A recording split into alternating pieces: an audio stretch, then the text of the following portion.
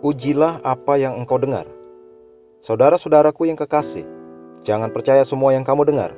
Ujilah roh-roh dan telitilah apa yang orang katakan kepadamu. Tidak semua orang yang berbicara tentang Allah berasal dari Allah. Ada banyak nabi palsu di dunia ini. 1 Yohanes 4 ayat 1 Alkitab versi MSG.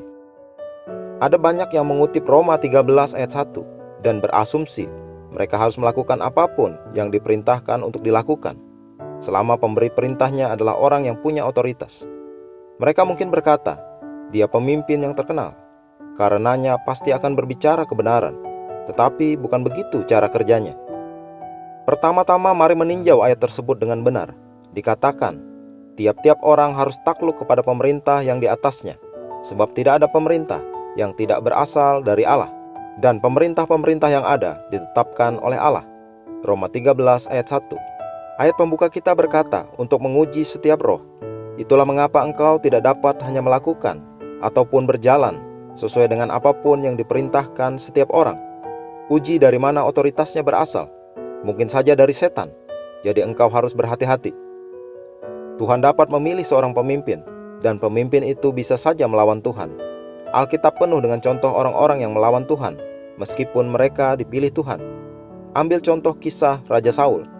Dalam 1 Raja-Raja 15, Nabi Samuel memberi perintah yang sangat jelas kepada Raja Saul.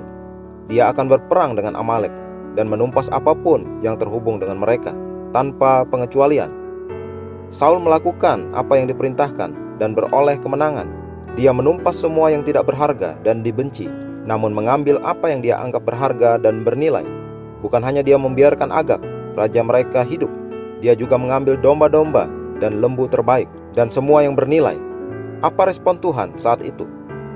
Dia berkata melalui Nabi Samuel, "Aku menyesal karena aku telah menjadikan Saul raja, sebab ia telah berbalik daripada aku dan tidak melaksanakan perintahku." 1 Samuel 15 ayat 11 Alkitab versi Amplified Classic. Ini menunjukkan bahwa tidak semua pemimpin mendengarkan Tuhan atau mau melakukan yang benar. Ujilah segala hal dalam terang firman Tuhan. 1 Tesalonika 5 ayat 21 berkata, "Ujilah segala sesuatu dan peganglah yang baik."